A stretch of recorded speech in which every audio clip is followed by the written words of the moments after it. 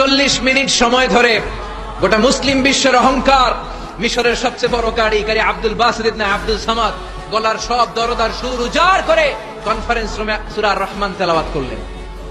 Conference শেষ হলো, ওই বিচারকের বিরুদ্ধে মামলা হলো 3টা। কয়টা?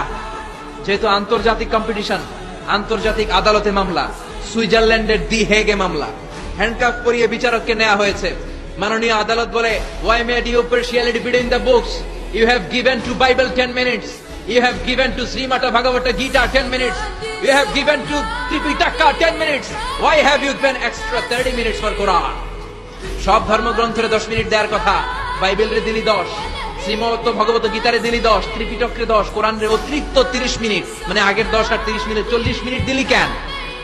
বিচারক বলে, অনারেবল জাজ, I have a humble question to you. মাননীয় আদালত, আমার একটা বিনয়ের প্রশ্ন আছে। আদালত তো টাসকি খেয়ে গেছে, কিরে আমার এবার প্রশ্ন করে কেন?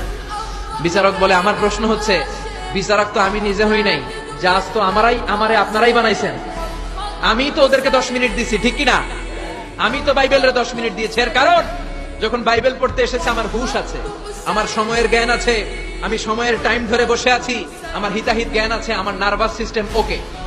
10 মিনিট শেষ, আমি রেড বাটনে চেপেছি, উনি নেমে গিয়েছে, বাইবেলকে ডেকেছি। বাইবেল শেষ, শ্রীমত ভগবত গীতাকে ডেকেছি। গীতা শেষ, ত্রিপিটককে ডেকেছি। কিন্তু এই মিশরের কারি আব্দুল বাসিত জুব্বা একটা পরে কোরআনটা হাতে নিয়ে মাইকের সামনে এসে কি যে বলে একটা টান দিল, ওই টান দেওয়ার সাথে সাথে আর আমার হুশ নাই। আমি কি সাগরের উপর, নাকি মহাশূন্যে, নাকি জমিনের অতল গহ্বরে?